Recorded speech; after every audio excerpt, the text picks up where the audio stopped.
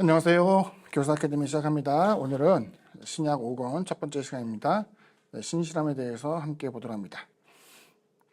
지도하신 하나님, 첫 번째 주제입니다. 복음에 합당하게 행하십시오. 게바가 안디옥에 이르렀을 때에 책망받을 일이 있기로 내가 그를 대면하여 책망하였노라. 야고보에게서 온 어떤 이들이 이르기 전에 게바가 이방인과 함께 먹다가 그들이 오매 그가 할례자들을 두려워하여 떠나 물러가매 남은 유대인들도 그와 같이 외식함으로 바나바도 그들의 외식에 유혹되었느니라.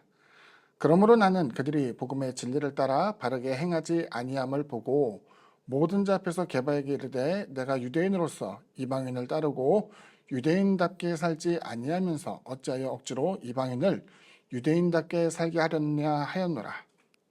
두 번째 주입니다. 행위가 아닌 믿음으로 의롭게 된다는 사실을 기억하십시오. 우리는 본래 유대인이요 이방 죄인이 아니로되 사람이 의롭게 되는 것은 율법의 행위로 말미암음이 아니요 오직 예수 그리스도를 믿음으로 말미암은 줄 알므로 우리도 그리스도 예수를 믿나니 이는 우리가 율법의 행위로서가 아니고 그리스도를 믿음으로써 의롭다 함을 얻으려 함이라.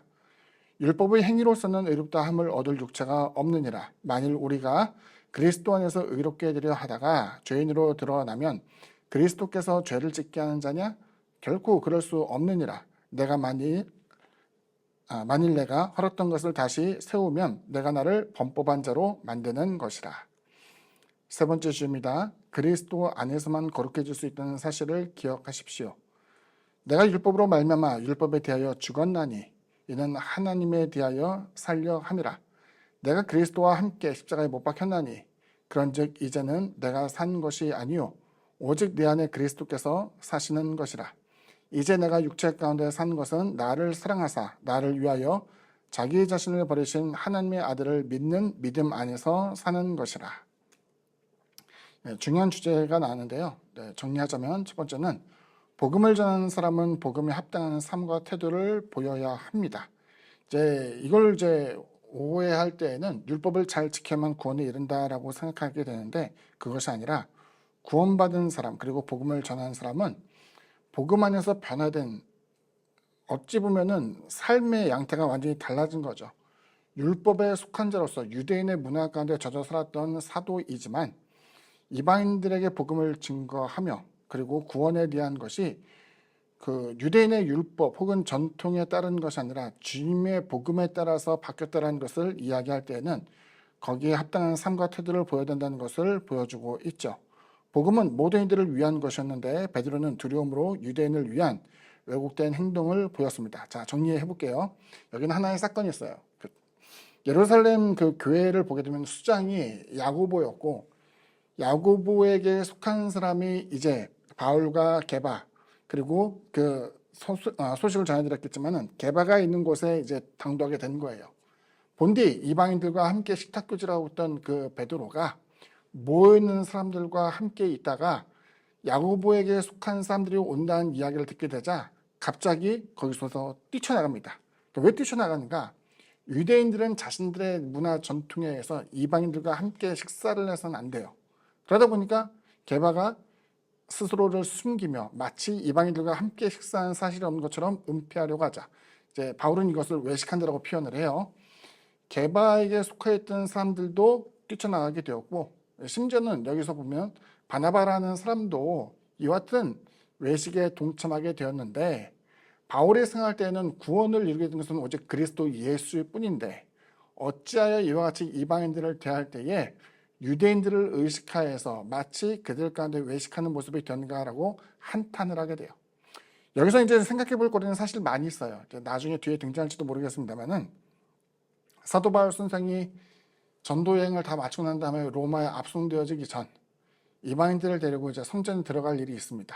성전에 가서 보고를 하게 되는데 그 교회 공동체 그리고 성전에 갈 때에 이방인들로 하여금 할례를 행하게 해요. 할례는 뭐냐면은 하나님의 백성이 됐다는 의식으로 행하시는 그 당시 유대인들만의 전통이었어요. 근데 이제 성전에 들어갈 때에 이방인들은 들어갈 수 없다는 것을 의식을 하고 사도 바울 선생도 그 같은 일을 행했던 것을 보여주기도 합니다. 그래서 이제 이 부분에 대해서 이야기할 때에 개바에 대해서 비난을 한 것이 바울의 모습이었지만 훗날 그 역시도 조금은 완곡한 태도로서 그 당시의 문화와 전통이 있을 때 이것을 깡그리 무시하지 않고 어느 정도는 그들에게 호응해 주는 것이 좋겠다. 다시 말하면 할례하는 것 자체가 죄가 아니기 때문에.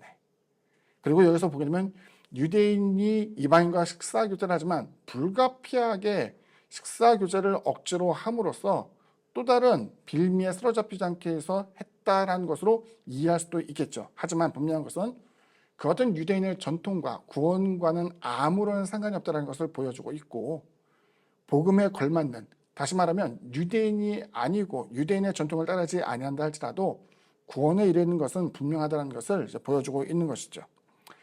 정리한 것 두 번째를 보면 율법을 가졌어도 의롭게 된 것은 오직 복음을 듣고 믿었기 때문입니다. 유대인에게서 구원이 나오게 되지만 그 구원은 모세의 율법에서 나오는 것이 아니라 그리스도의 십자가 사건을 통해서 주어지게 되는 거죠. 그래서 복음은 율법에 속박되지 않았습니다. 그리고 바울은 이 부분에 대해서 매우 명쾌하게 강조하고 있죠. 세 번째 정리된 내용을 보면은 율법에 대하여 죽고 복음을 통해 살아난 것은 복음을 통한 믿음이 있기 때문입니다. 그리고 복음 이외에 구원을 가져다 줄 가르침은 없다라는 것을 보여주고 있죠.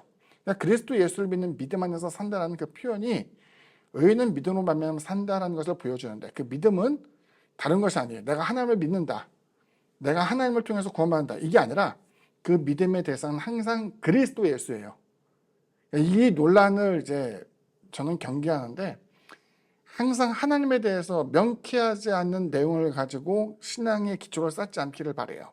뭐냐면 하나님의 은혜로 우리가 구원을 받았습니다 라고 이야기하는 것도 부분적으로 일리가 있다라고 생각하겠지만은, 여기서 보여주는 그 믿음이라는 것은 복음이라는 것을 하나님의 능력, 구원을 이루는 방편으로 이해할 때에 그 복음을 전하신 그리스도 예수가 하나님이라는 것을 믿어야 되는 믿음의 대상이 분명해지는 거죠.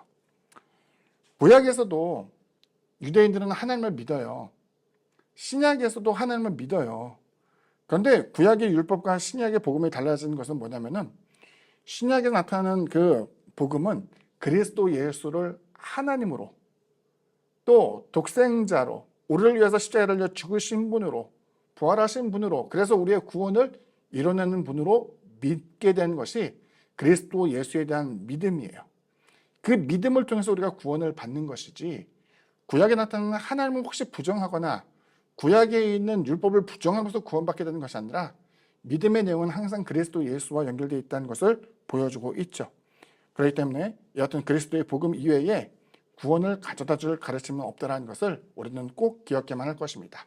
오늘 강의는 여기까지입니다. 다음 시간에 뵙겠습니다. 감사합니다.